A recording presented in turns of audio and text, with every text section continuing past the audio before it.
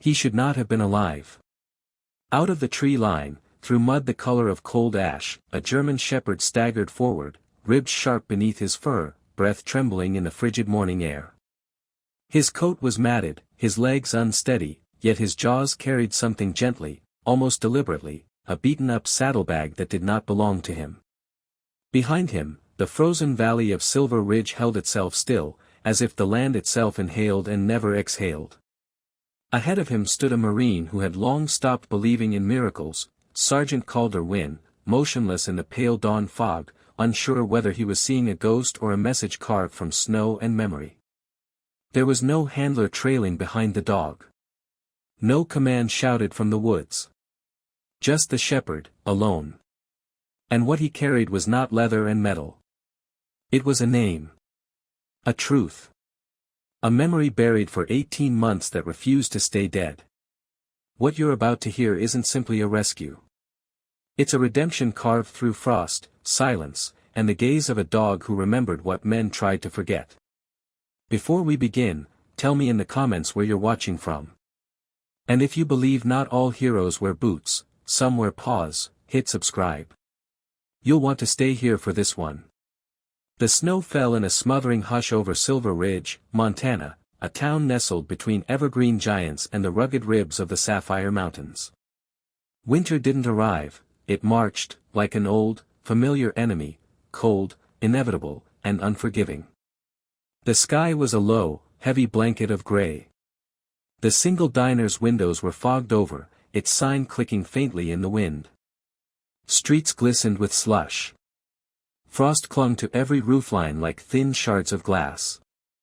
At Camp Archangel, the military compound on Silver Ridge's outskirts, everything was quiet, locked inside winter's grip. And at the far edge of the training grounds, Sergeant Calder Wyn, 35, stood alone beside a freshly dug grave. His silhouette stretched long across the frozen earth, shadow falling beneath a crooked pine. Calder was built like the kind of man who never truly rested, 6 feet 2 inches, broad-shouldered, hardened by 14 years in the Marine Corps. His skin bore the winds of deserts and mountains, and his dark eyes carried grief deeper than age. In his gloved hands, he held a K9 leash, its metal clasp still carrying the faint scent of the dog it once belonged to. Valor. 9 years old. Amber-eyed. Sable-backed. Fierce, loyal, and steady as carved stone. Not just a military working dog, Valor had been Calder's partner through deployments, rescues, and the most recent operation, a hostage extraction in the snowy ridges north of Granite Pass. Valor took a bullet shielding a civilian girl. Or so they had been told. Now the world repaid him with silence. There was no ceremony. No folded flag. No officers standing proud beside him. Just Calder, and the remaining 2 K9s of his unit, Sentry and Omen. Sentry, older at 8, muzzle touched with silver, carried an unspoken wisdom in his posture, a dog who measured time not by hours but by heartbeats. Omen, younger and darker coated, was restless, twitching at every sound, as if suspicion lived in his bones. Both stood respectfully near their fallen pack mate's grave.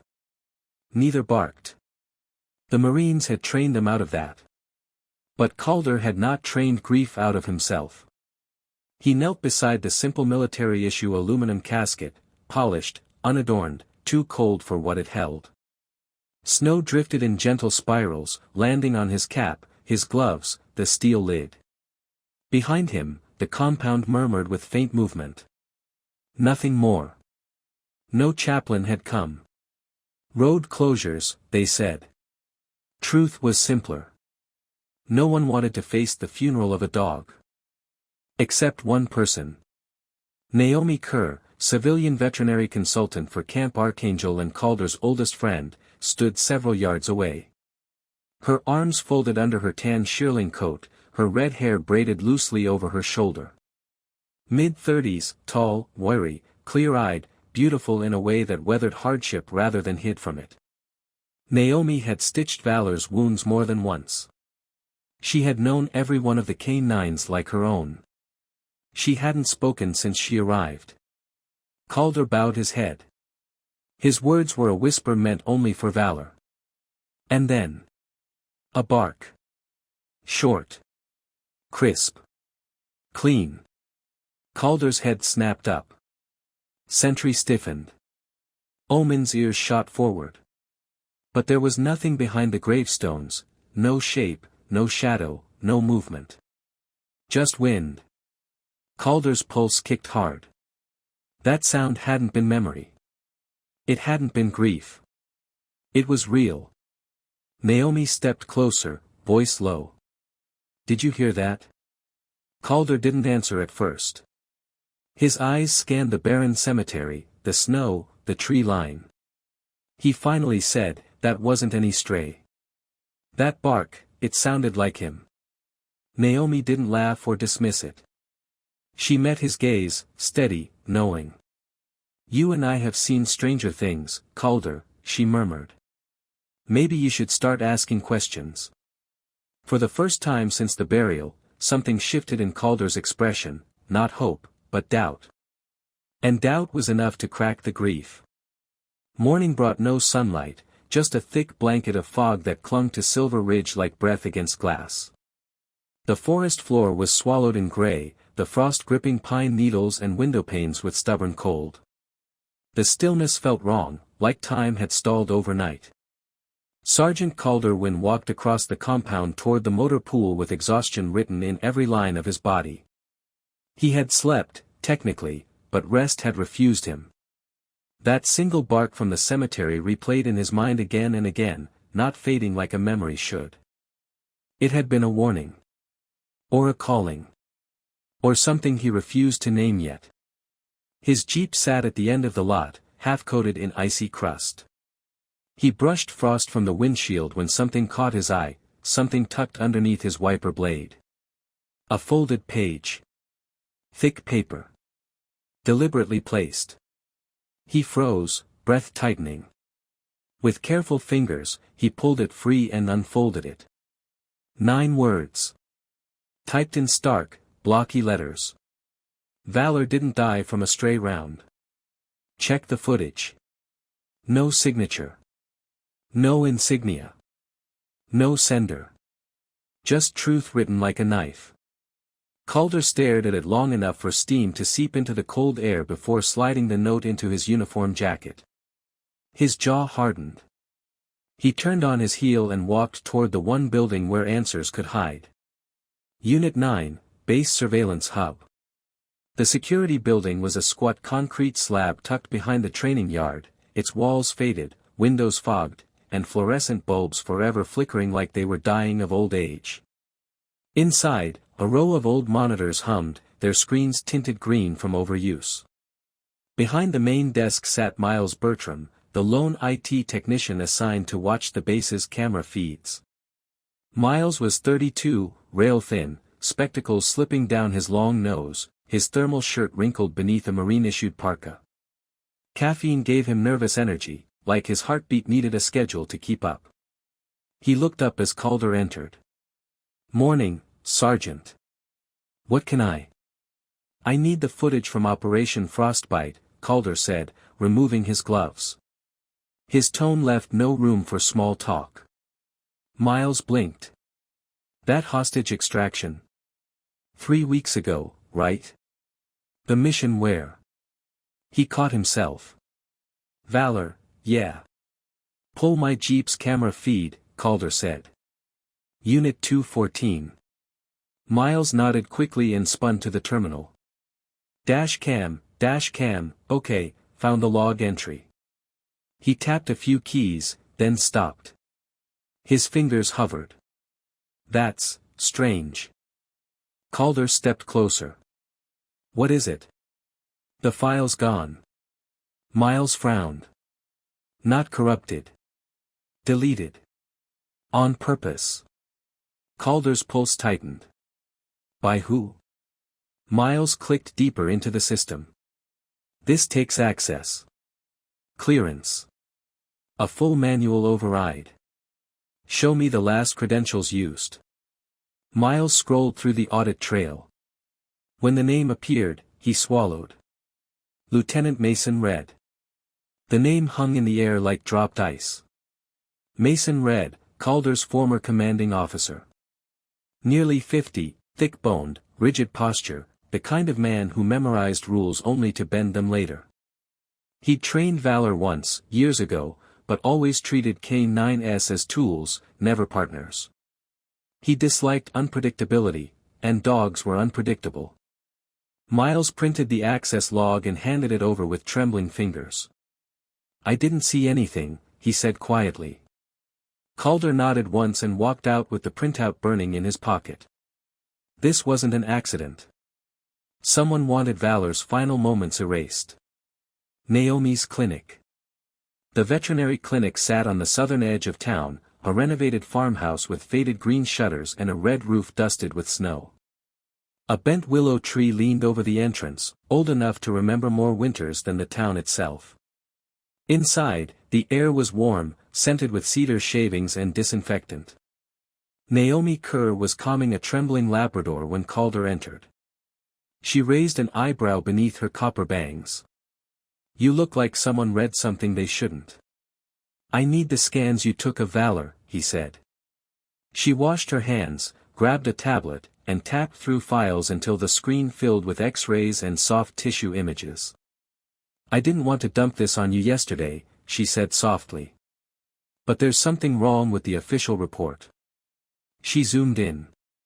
This was supposed to be a .308 round, right? A high-velocity impact through the ribs? Calder nodded slowly. Naomi pointed at the image. There's no ballistic trauma. No entry wound consistent with that caliber. No metal fragments. No burn trace. Nothing. Calder leaned closer. Then what is it? She guided his gaze to a tiny, dark puncture near the shoulder. This is needle-sized, too precise, too clean. Not a bullet wound. Calder felt the world tilt. Naomi continued, voice dropping lower. I saw this once before. 2 years ago. A K9 named Reaper at Northgate Base died suddenly. Similar mark. No explanation. What happened when you reported it? Naomi's jaw tightened. The vet who backed me was dismissed. I was reassigned within the week. So they buried it. And they'll bury anyone who digs too deep, she whispered. Silence stretched between them. Finally, she opened a drawer and removed a sealed bag containing Valor's collar, still dusted with faint snow, still smelling of forest and cold. He trusted you, she said. If you're going after this, do not go alone. Calder took the collar, feeling something hot and fragile burning in his throat. He stepped outside into falling snow. The flakes drifted slow and soft, like the world was whispering. You're not done. And Calder Wyn was done being silent. The snowfall had eased, but the quiet it left behind felt heavier, like the world had exhaled only halfway and then stopped. A thin crust of white covered every railing, rooftop, and branch in Silver Ridge, a second skin the sun hadn't bothered to melt. Inside his dim barracks room, Sergeant Calder Wyn sat hunched over a worn leather notebook. Not his own, one he'd inherited unofficially from a long-retired handler who'd passed it down the way soldiers pass along unspoken truths. It was patched with tape, filled with scribbles, shorthand drawings, field notes, things manuals never covered. At the very back, beneath pages of instinctive observations and battle memories, Calder had written something years ago. A moment he'd forgotten until now. A place Valor dragged him to. A clearing deep behind the training grounds, reached only after leaving the official paths. No coordinates.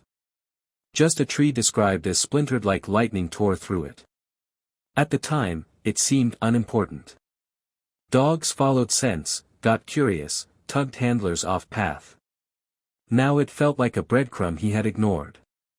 With a deep breath, Calder stood, strapped on his sidearm, zipped his winter gear, and whistled softly. Sentry and Omen rose instantly, alert, silent, ready. He didn't tell anyone where he was going. He didn't need permission. This wasn't official. This was personal. Into the timberpire forest. He drove 15 minutes along the narrow service roads where snow had turned the ruts into icy trenches. At the far southern edge of the base, where patrols rarely passed and the woods thickened with age, he parked beside a rusted gate leaning under the weight of frozen vines. The timberpire forest was old, older than the base, older than the town.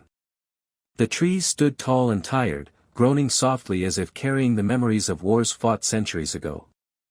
He released both dogs. Omen darted ahead, hyper-alert nose sweeping the ground.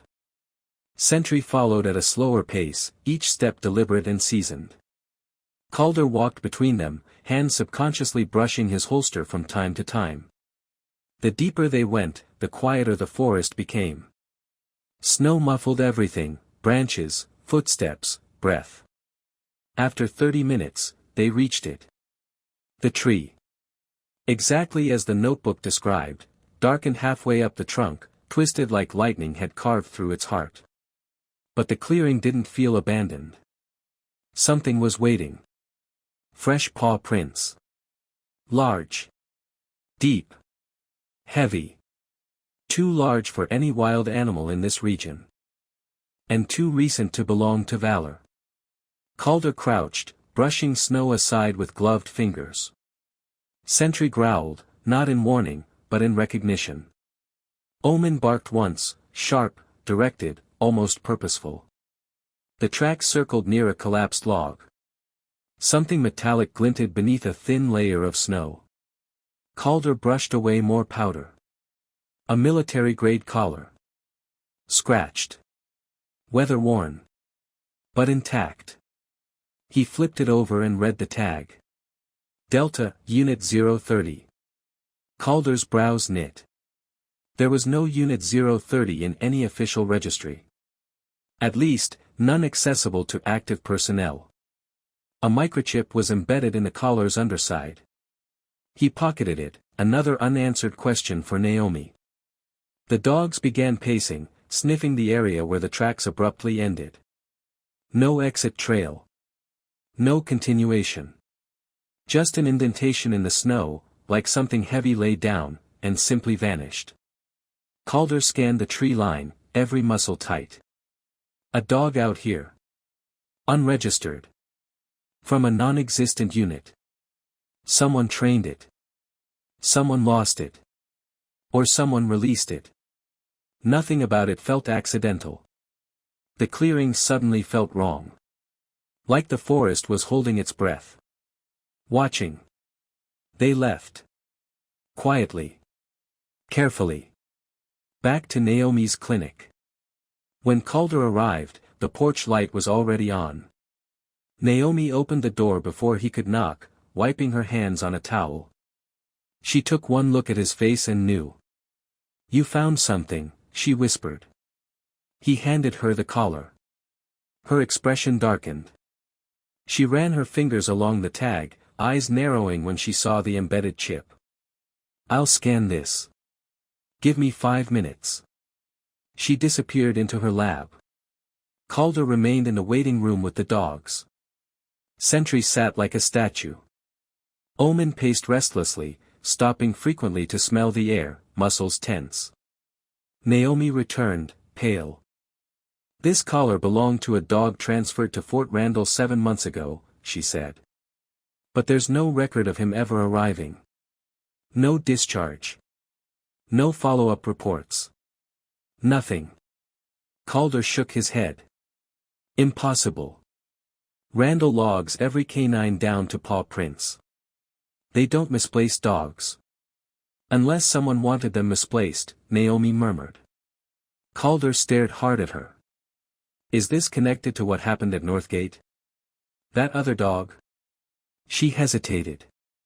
"There were rumors," she admitted slowly. "About a specialized conditioning program. Behavioral manipulation. Obedience modification. Something unofficial, something quiet." "Ghost units," Calder said.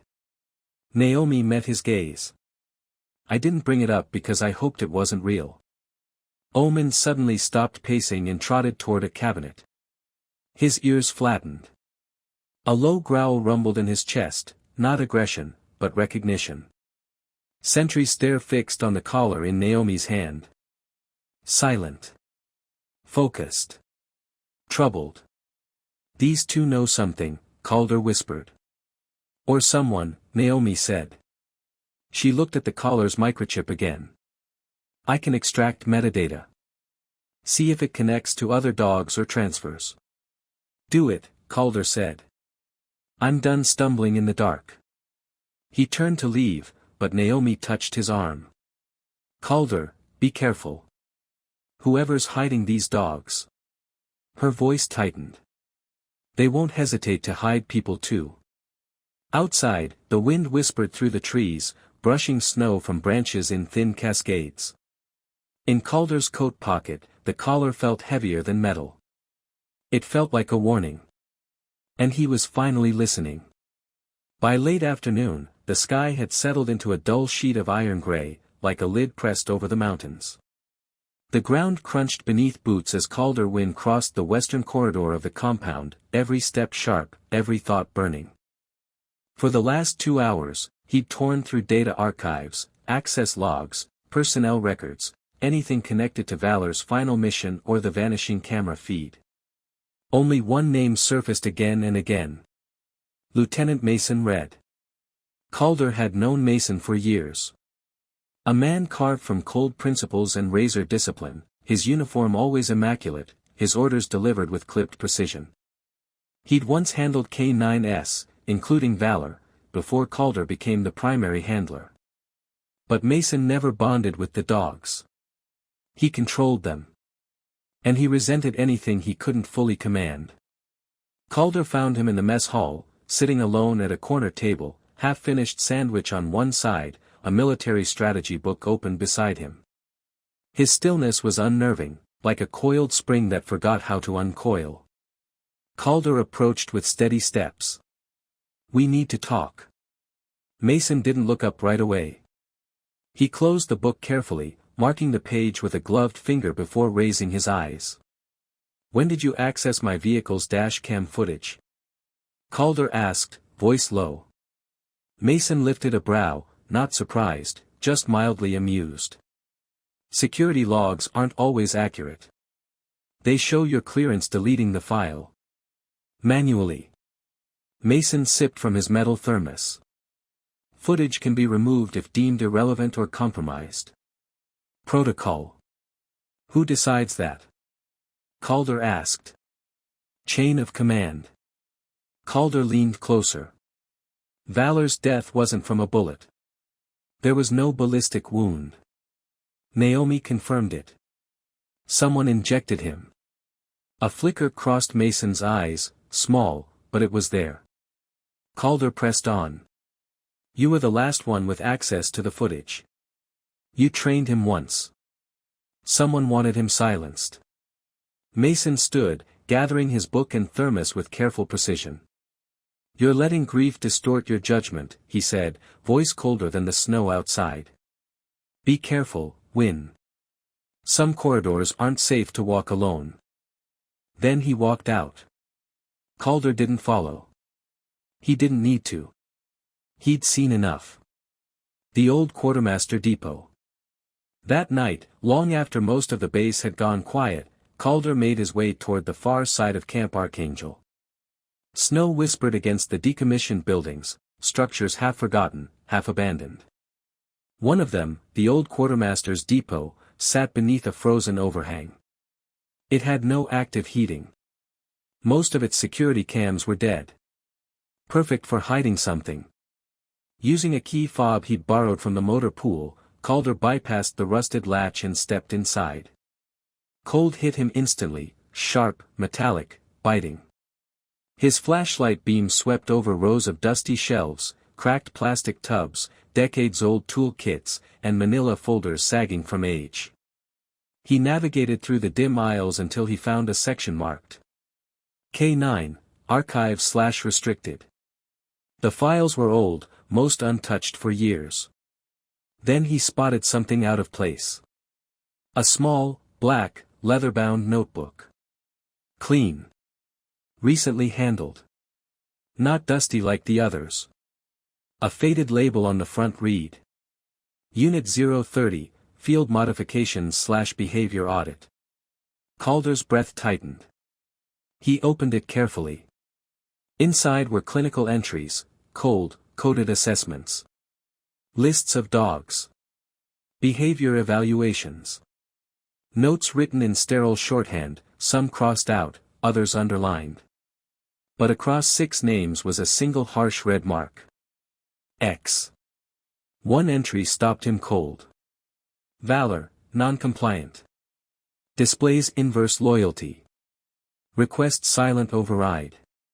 Calder felt his stomach twist. The X wasn't just an end mark. It was a death sentence. Flipping further, he found a list of chemical compounds, abbreviations matching what Naomi had shown him on Valor's scan. One was underlined twice. Someone had planned this. He shut the notebook, slipped it inside his coat, and turned to leave. But something glinted beneath a pile of broken file crates. An orange audio recorder. He picked it up, wiped off the dust, pressed play.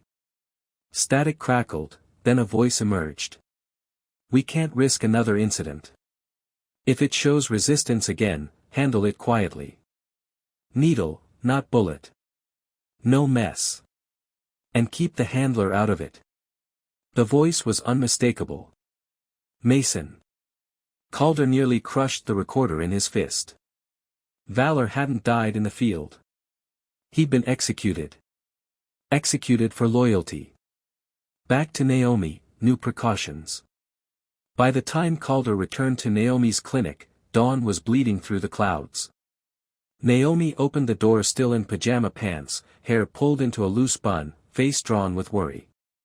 When Calder lifted the notebook and recorder, her expression collapsed into disbelief, then resolve. "I need something," Calder said quietly. "Trackers. Hidden ones. For Sentry and Omen."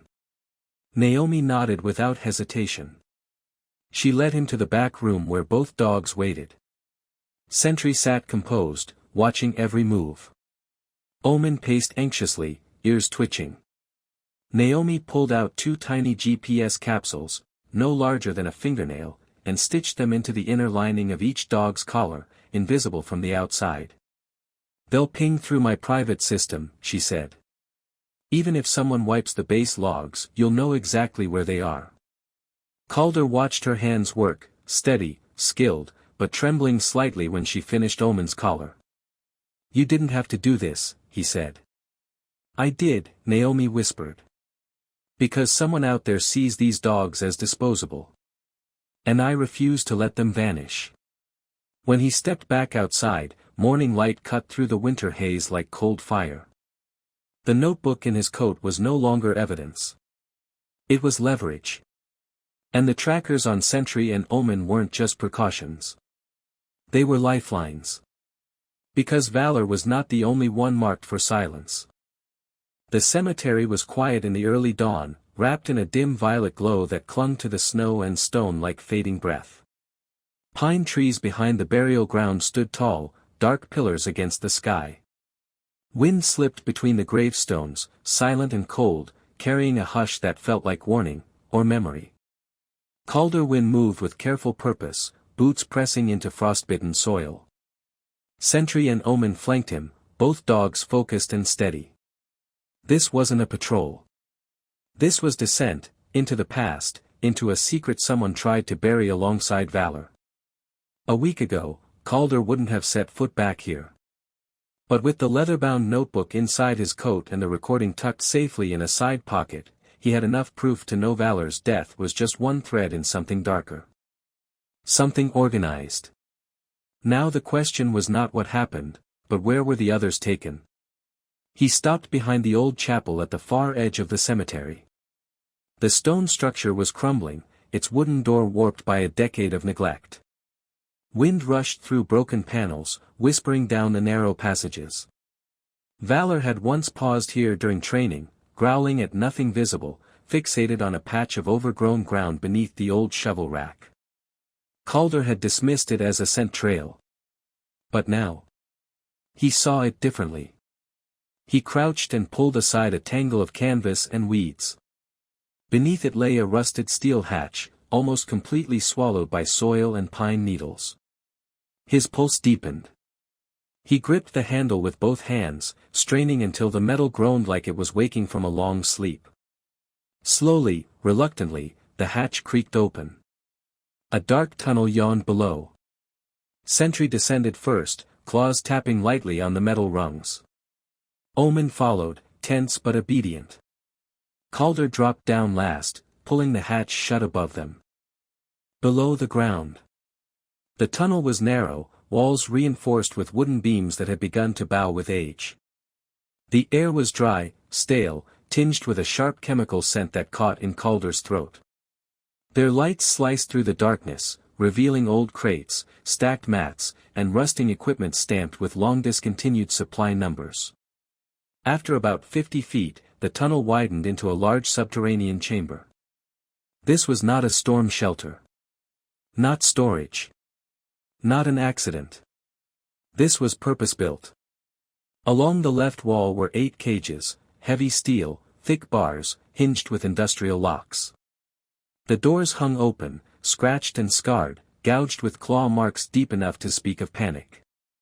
Inside some cages were snapped water bowls, torn bedding, even remnants of collars cracked from stress. Above them, faded letters were spray-painted across the concrete. Rogue Protocol, Phase 3. The same phrase from the notebook. Calder's stomach tightened. He moved deeper into the chamber, boots echoing softly. At the far end, past old shelving that had collapsed under its own weight, he found a training ring. Not military standard, cruder, harsher. Wooden dummies shaped like human silhouettes. Targets marked with throat, ribs, groin. Obstacle poles. Shredded bike pads. This wasn't conditioning. This was coercion. A place where loyalty wasn't earned, it was forced. Something rustled behind a half-toppled shelving unit. Calder froze instantly. Sentry lifted his head but did not growl. Omen stiffened, ears forward. Calder raised his flashlight and stepped slowly toward the movement. A shape emerged from the shadows. A German shepherd. Thin. Muscled. Silent. Coat a deep sable, though dulled with mud and time. Left ear torn, an old jagged scar running through the fur. The dog didn't snarl. Didn't bark. Didn't flee. He just watched. Sentry stepped forward with surprising ease. Omen lowered his head, not threatening, but recognizing something familiar. Calder knelt, voice gentle. Easy, buddy. I'm not here to hurt you. The shepherd limped forward slowly. Closer. Closer. Calder extended a hand, palm open. After a long, tense moment. The dog pressed his nose to Calder's fingers. Calder's chest tightened. Around the dog's neck was the remnant of a collar, metal ring rusted, tag missing, edges bent like someone tried to rip it off. You've been down here a long time, Calder whispered. Haven't you? He clicked his comm. Signal barely held through the rock as Naomi's voice crackled through. Calder? You found something. A dog, he said. Still alive. I'll prep the exam room. Bring him carefully. Naomi's clinic, examination. An hour later, they guided the shepherd, weak but walking, into Naomi Kerr's exam room. The heater hummed, trying to chase away the mountain chill that lingered on all of them. Naomi stood at the surgical table with sleeves rolled past her elbows, headlamp strapped above her brow. She moved with tired precision, hands sure despite the long night. As she scanned the dog's body, her expression grew darker. This one's been altered, she murmured. Calder frowned. How? She pointed to a pattern of faint scars near the neck, too uniform to be accidental. This isn't a standard implant site. This is wired for electric stimulus. Behavioral correction. Low-voltage shocks to force responses. Calder's jaw tightened. Torture. Naomi continued. And the ear scar, someone tore out an ID tag. Sloppy. They didn't want him traced. She checked cortisol levels, blood work, reflexes. But here's what matters, she said softly. Despite what they did to him, he's not afraid. He's watchful. He still trusts. Calder looked down at the dog, lying quietly, eyes following his movement. Something in him softened. Then there's something to save, he whispered. Behind him, Sentry and Omen waited near the door, silent protectors. The wounded shepherd watched them all with a haunted caution, but not fear. Naomi stepped beside Calder. He needs a name, she said gently. Calder nodded slowly, looking into the dog's amber eyes. Then call him Reese, he said quietly. Brother to the lost. The one who stays behind. Reese blinked once, slow and steady. Acceptance. The clinic's heater hissed softly, fighting a losing battle against the cold that seeped in from the mountains. Snow had fallen again overnight, thin, delicate layers that drifted down like pale ash from a fire no one had seen. Inside, Calder Wyn stood beside the window, one hand resting on the freshly cleaned collar of Reese, who lay curled at his feet.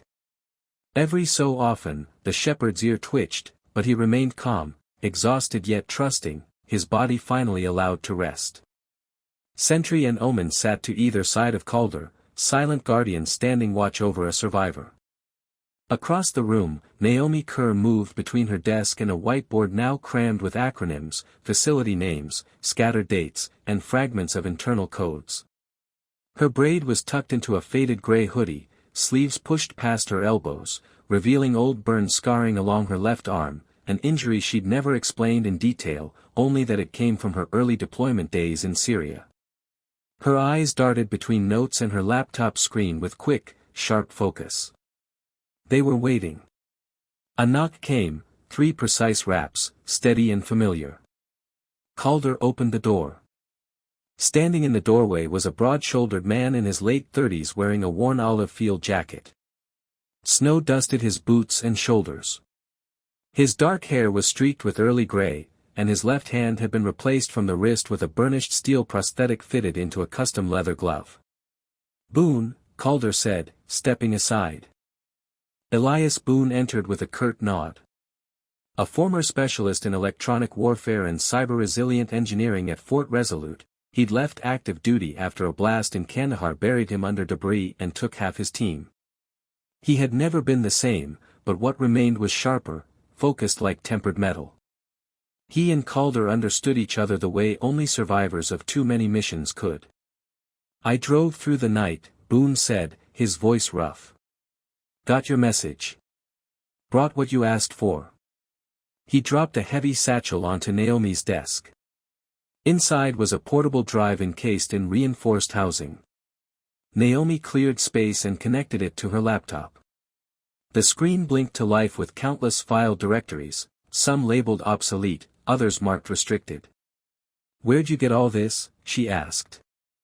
Old firewall backups, Boone said, tapping his steel fingers on the desk. Buried under procurement logs and fake contractor sheets. Base admin was sloppy when they archived this stuff. Didn't think anyone would dig for it. Calder leaned over her shoulder, eyes narrowing as he read a folder name. K9, redirect cases. Open it, he said. Boone clicked. Dozens of files filled the screen. Handler IDs. Dog names. Transfer dates. Reassignment codes. Most of the details were redacted, but 3 names stood out, 3 dogs marked non-compatible within weeks of Valor's death. Boone scrolled. Look at the pattern, he said. These weren't flagged for aggression. They were flagged for bond divergence. They were getting too close to their handlers. Too loyal. Calder murmured, too human. Naomi shook her head, incredulous. So they punished them for trusting us? No, Boone said. They outsourced them. He opened another document, one labeled Centrix Corp. Behavioral Optimization Program, BOP version 2.0. Naomi's breath caught. Centrix, she whispered. That private defense contractor in Spokane. They work with drones and robotics. Why would they? They've been taking reassigned K9’s for 2 years, Boone said flatly. Under quiet retraining contracts. No discharges. Just transfers. Once a dog enters their program, its identity is stripped. Name, rank, partner, everything. Calder's jaw clenched as he read the chemical protocols: electric reinforcement, identity erasure, obedience conditioning. It matched what they'd seen on Reese. And Camp Archangel signed this contract 6 months ago, Boone finished. Calder stared at him. Mason approved multiple transfers, didn't he? Not alone, Boone replied, eyes narrowing. Every document has a secondary signature. Someone above him. Someone pulling strings. Calder tightened his fists. Who? Before Boone could answer, Naomi's phone buzzed sharply. The caller ID was blank. She stepped outside the exam room to answer. The others waited, tension thickening like winter air. When she came back in, her face was pale. What happened? Calder asked. She held up her phone. One message glowed across the screen. Don't let the dogs drag you down with them. No name. No timestamp. No reply option. They know I'm helping you, Naomi whispered. Someone's watching. Calder took the phone, stared at it, then looked at the dogs. Sentry sat absolutely still, eyes fixed on the door. Omen's head tilted sharply, ears pricked like he'd caught a sound no human could detect. Reese, quiet, battered, but alive, watched Calder with a haunting patience. Boone closed the laptop slowly. I pulled Mason's last system access before he vanished, he said. He viewed the same file you tried to open. Valor's full deployment log. Then he scrubbed his trail. So he's hiding? Calder asked. No, Boone said. He's being hidden. Someone is protecting him. Naomi wrapped her arms around herself. We're dealing with people who erased dogs without blinking. They won't hesitate with us. Calder took a long, steady breath. I need a full list, he said to Boone. Names. Chains of command. Anyone tied to this. You'll get it, Boone said. Even if I have to crack half the Northwest's military archives. Calder looked at Naomi. I know this is dangerous. You don't have to. I do, she interrupted, voice firm despite the fear in her eyes. Because if we don't stop them, more dogs will disappear. And maybe people next. Calder nodded. Then the words that had been burning in him since Valor fell finally slipped out. Then we make sure what they tried to hide becomes louder than anything they set on fire. The storm had passed, but Silver Ridge remained wrapped in a stillness so dense it felt like the town was holding its breath. A gray hush clung to rooftops and tree limbs, settling over streets like a weight too heavy to shake off. Inside the clinic, morning light filtered through frost-lined windows. Calder Wyn sat at Naomi's workbench, rolling Reese's battered collar between his fingers. He'd been turning it over for nearly 10 minutes, studying every scratch and indentation like the leather might whisper the truth if he listened long enough. Then he saw it. On the underside of the brass buckle, almost invisible unless the light hit it just right, hand-etched, shallow but deliberate. Toby 0306. Calder's breath hitched. Naomi, he said quietly, still staring at it. She was at the kennels feeding Reese, dressed in a utility jacket and jeans, her cheeks still flushed from a quick trip outside. She crossed the room and leaned in. Is that, she whispered. He nodded. Someone tried to file it off. Didn't do a complete job. Naomi swallowed. Toby. That name doesn't appear in any of our records. Not recently. One person might know, Calder murmured. 20 minutes later, they were driving through Silver Ridge in Boone's truck, a battle-worn vehicle cluttered with maps, spare batteries, and half-empty protein bar wrappers. Snow dusted the dashboard, melting in tiny droplets. Elias Boone sat in the driver's seat, his steel prosthetic tapping against a rugged tablet patched into several secure databases. His remaining hand moved with precision, navigating between encrypted folders and backdoor logs. He grunted softly. Found him. Toby, designation K9’0306. Naval Rescue Unit, Bravo Foxtrot. Naomi leaned forward. Where was he stationed? Ketchikan, Boone said. Coastal facility. Training ground fire 18 months ago. Toby listed as lost in the blaze. No recovery. No DNA confirmation. Calder frowned. No body. None, Boone said. Just a 2-page internal report. Fire blamed on faulty generators. Minimal press coverage. And the handler? Naomi asked. Boone hesitated. Lieutenant Reed Vance. Deceased. Same incident. Calder exhaled slowly. And his family? He had a son, Boone tapped another file. Asher Vance. 11 years old. Also declared missing. No follow-up search. Naomi's face went pale. You think that's coincidence? Calder didn't answer. His jaw tightened. Where was the fire reported? Boone enlarged a map of the coastline. Here. 2 structures were off registry. One listed as an animal quarantine barn. The other labeled a medical supply cabin. But the blueprint doesn't match base architecture. Renovated from older ranger cabins. Meaning someone built something, unregistered, Calder said. Exactly. Boone circled a spot on the map. And here's where it gets interesting. He dragged the map across the screen to zoom in on the mountains near Silver Ridge. 7 miles east of the cemetery. Old Ranger Trail. No vehicle access. Remote. Naomi glanced at Calder. That close? Close enough someone wanted it hidden, Boone answered. They left immediately. The search in Timberpire Valley.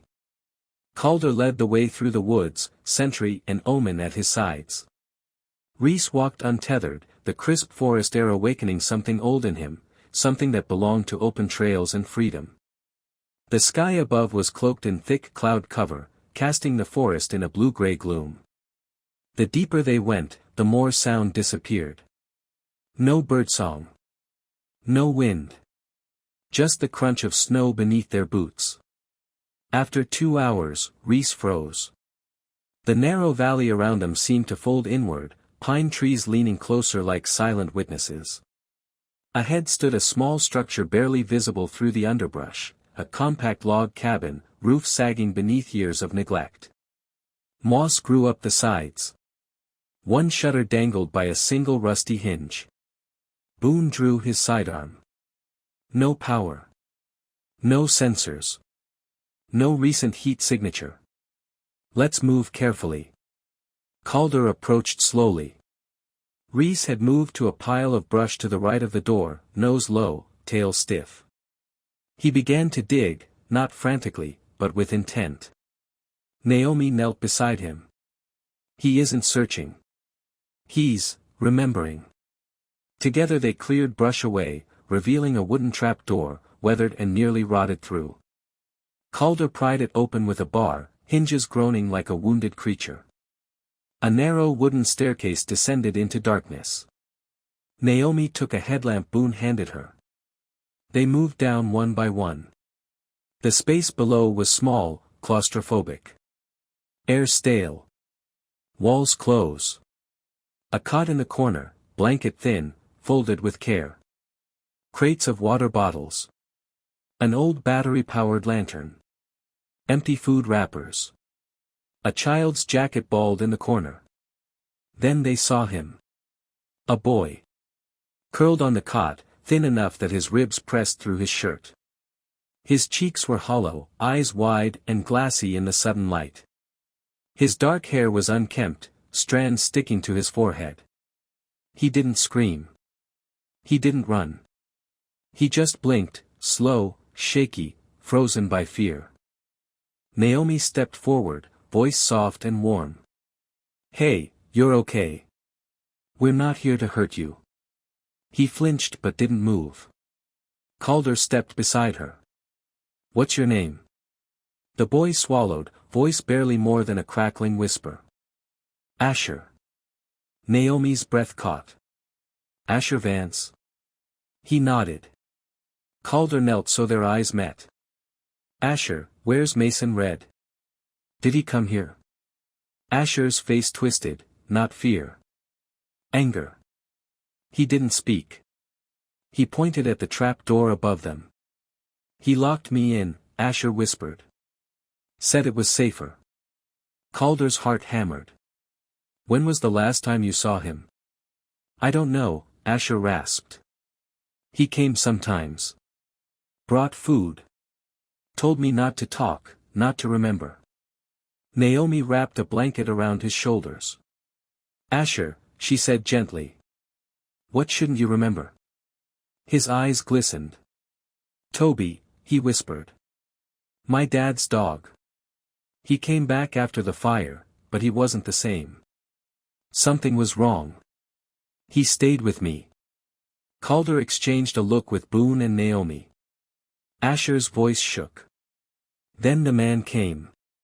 Took Toby away. Said Toby was broken. Said I would be too." Naomi's hand trembled as she held him close. Calder looked at the dark ceiling of the cabin above them. Mason hadn't disappeared. He had been hiding. And he had hidden the only witness to Centrix's experiment. The only boy left alive. And Reese, Toby, had come back for him. Night had taken the mountains again, laying a cold hush over Silver Ridge as if the world itself wanted no part in what was unfolding. Thick clouds shuttered the moon, the only light came from the faint glow of Naomi's clinic and the distant amber flicker of a highway maintenance tower far across the valley. Inside the clinic, Asher Vance slept bundled in blankets on a cot near the heater. Naomi had given him warm broth, a saline drip, and a mild sedative, just enough to pull him out of the shivering panic that gripped him for hours. Reese, Sentry, and Omen lay around him like a living shield. Calder Wyn stood near the back door, arms folded, watching the snowfall drift past the porch light. Boone sat at the kitchen table, tablet open, maps and data windows spread like battle plans. Naomi approached quietly. "He'll sleep for a while," she whispered, glancing at Asher. "His vitals are stabilizing." Calder nodded but didn't move from the window. "He shouldn't have survived that long alone." "He didn't," Naomi said. Reese stayed close. "I can tell from his stress markers. He protected that boy even while starving." She paused, voice lowering. "And Mason, he used him. Hid him. Lied to him." Boone turned in his chair. "Mason didn't just lie," he said. "He cleared every transfer order in Centrix's pipeline. Valor wasn't the first dog they tried to erase." Calder's jaw tightened. "And he nearly erased that boy too." Boone tapped the tablet. "Listen, before we go further, you need to see this." He rotated the screen. A full chain of command list glowed across it. Names. Roles. Contract approvals. Funding trails. Near the top of the page, stamped in military gray. Director Lena Harrow. Regional Oversight, Pacific North K9 Division. Naomi inhaled sharply. She's supposed to protect the dogs. She's the one who certifies all behavioral programs. Boone nodded grimly. Exactly. And she greenlit Centrix's partnership. Calder stepped closer. And Mason reported directly to her. More than that, Boone said, enlarging a file. She signed the budget requisition for non-standard intervention therapies. Meaning she knew about the chemical conditioning. Naomi's voice trembled. She let them torture these animals. Worse, Boone said. She ordered it. Calder stared at her name for a long moment. Where is she now? Boone zoomed out to a map pulsing with a red marker. 3 miles past the eastern ridge. Centrix maintains a satellite facility there. Harrow's been there for the last 48 hours. Naomi frowned. Security? Hi, Boone answered. Drones. Remote sensors. A 2-tier perimeter. But there's a blind slope on the west side, old avalanche zone. No cameras. No patrols. Calder's eyes darkened with resolve. Then that's where we go. Preparing for the descent. They moved through the clinic with practiced calm as the storm outside deepened. Naomi gathered medical supplies in a compact waterproof pack. Boone checked radio frequencies and loaded a suppressed sidearm. Calder assembled a rescue harness for Reese, knowing they'd need more than brute strength to get into a fortified facility. Sentry's ears perked when Calder tightened the strap on his vest. Omen lifted his head, eyes bright and alert. Reese watched silently, as if he understood everything. Before stepping outside, Calder turned to Naomi. You stay with Asher. Lock everything. Keep the dog's trackers active. Naomi shook her head immediately. I'm coming with you. No, Calder's voice was firm but gentle. If Harrow sees you there, she'll know we found the files. You're the only one who can keep Asher safe if something goes wrong. Naomi's throat tightened. And if something goes wrong with you? Calder held her gaze. It won't. But they both knew that wasn't a promise. It was a hope wrapped in steel. Naomi placed a hand on his arm. Bring them all home, she said softly. Calder nodded once. Then he and Boone stepped into the snow with Sentry, Omen, and Reese moving silently beside them. The Centrix facility. They approached the ridge in darkness, climbing the steep switchbacks with only muted headlamps and the dog's instincts to guide them. The air grew colder the higher they climbed, wind slicing through gaps in the rocks like the breath of something ancient. After nearly 2 hours, Boone crouched behind a wall of shattered granite. There, he whispered. Below them, hidden in a valley carved between stone and pine, sat a low-slung research building, sleek, modern, entirely out of place.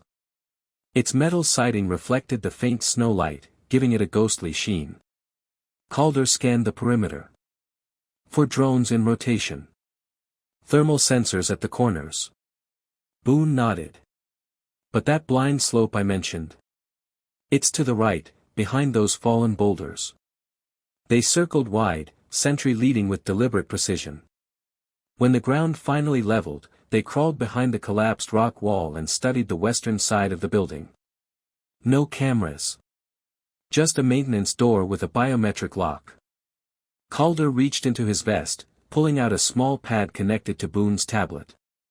Boone smirked faintly. Thought ahead. He attached the device to the lock. After a few tense seconds, the green light blinked.